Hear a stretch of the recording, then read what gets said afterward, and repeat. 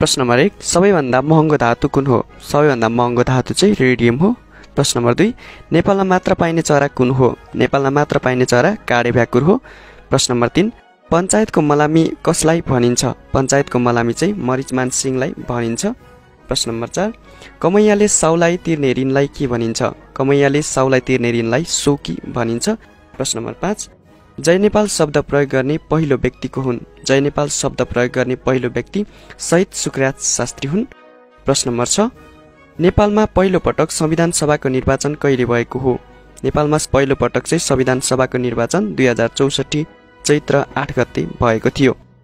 प्रश्न नम्बर 7, विश्वको सबैभन्दा उचाइमा रहेको राजधानी कुन हो? विश्वको सबैभन्दा उचाइमा रहेको राजधानी चाहिँ बोलिभियाको लापाज राजधानी रहेको छ। प्रश्न नम्बर 8, तेलको महासागर भन्नाले कुन महासागरलाई चिनिन्छ? तेलको महासागर भन्नाले चाहिँ हिन्द महासागरलाई चिनिन्छ। प्रश्न नम्बर 9, गोसाइकुण्ड ताल कुन जिल्लामा अवस्थित छ?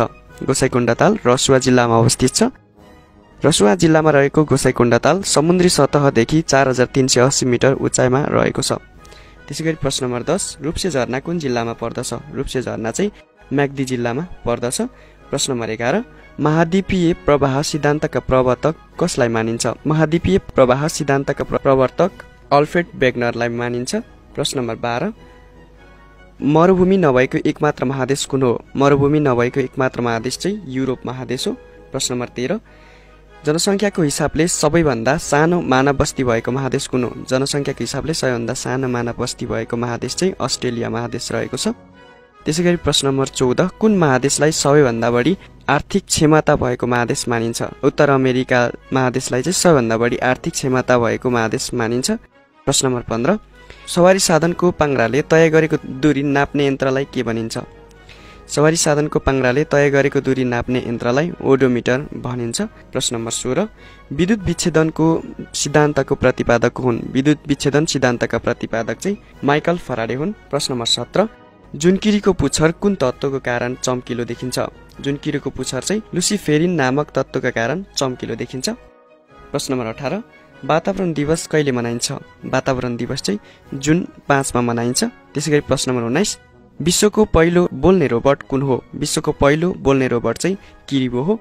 प्रश्न नम्बर 20, ग्लोबल 500 पुरस्कार पाउने पहिलो नेपाली को हुन्? ग्लोबल पुरस्कार पाउने पहिलो नेपाली चाहिँ कृष्ण कुमार पाण्डे हुन्। प्रश्न नम्बर 21, वायुमण्डलमा सबैभन्दा बढी पाइने ग्यास कुन हो? वायुमण्डलमा सबैभन्दा बढी पाइने ग्यास चाहिँ नाइट्रोजन हो। प्रश्न नम्बर 22, विद्युत धारा कुन एकाइमा नापिन्छ? विद्युत धारा चाहिँ एम्पियरमा नापिन्छ। प्रश्न नम्बर 23, किसान जातिलाई अर्को के नामले पनि चिनिन्छ? किसान जातिलाई अर्को उराव नामले पनि चिनिन्छ। प्रश्न नम्बर 24, सैरेली प्रथा कहाँ प्रचलित रहेको छ? सैरेली प्रथा चाहिँ सुर्खेत र सल्यान जिल्लामा प्रचलित रहेको छ। प्रश्न नम्बर 25, नेपाली भाषालाई भारतीय संविधानको कतिऔं अनुसूचीमा समावेश गरिएको छ? नेपाली भाषालाई भारतीय संविधानको 8औं अनुसूचीमा चाहिँ समावेश गरिएको छ। प्रश्न नम्बर 26, मेचे जातिको पुरोहितलाई के भनिन्छ? मेचे जातिको पुरोहितलाई चाहिँ देउसी भनिन्छ। त्यसैगरी प्रश्न नम्बर 27, रुकुमदाङ सडक खण्डलाई के नामले चिनिन्छ? रुकुमदाङको सडक खण्डलाई चाहिँ राप्ती राजमार्ग भनेर चिनिन्छ। प्रश्न नम्बर 28, रिसाएको बेला रातो पसिना निकाल्ने जनावर कुन हो? रिसाएको बेला चाहिँ रातो पसिना निकाल्ने जनावर चाहिँ गैंडा रहेको छ। त्यसैगरी प्रश्न नम्बर 29, सबैभन्दा बढी बाँच्ने जनावर कुन हो? विश्वमा सबैभन्दा बढी बाँच्ने जनावर चाहिँ कछुवा रहेको छ।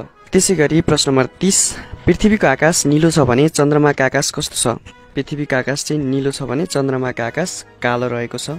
प्रश्न नम्बर 31, नेपालमा सबैभन्दा बढी चरा पाइने स्थान कुन हो? नेपालमा सबैभन्दा बढी चरा पाइने स्थान चाहिँ अरुण उपत्यका रहेको छ।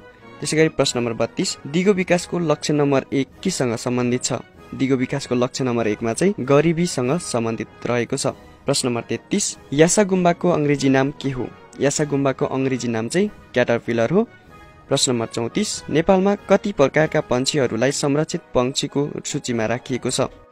नेपालमा चाहिँ 9 प्रकारका पन्छीहरूलाई संरक्षित पक्षीको सूचीमा राखिएको छ। त्यसैगरी प्रश्न नम्बर 35, सुरक्षा परिषदमा सबैभन्दा बढी पटक भिटो पावर प्रयोग गर्ने राष्ट्र कुन हो भन्दा सबैभन्दा बढी पटक भिटो पावर प्रयोग गर्ने राष्ट्र चाहिँ रुस रहेको छ।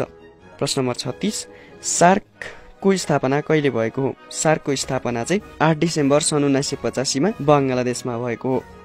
प्रश्न नम्बर 37 जनता जागेको बेला पुस्तकका लेखिकाको हुन्। जनता जागेका बेला पुस्तकका लेखिका क्योको योगुरा हुन्।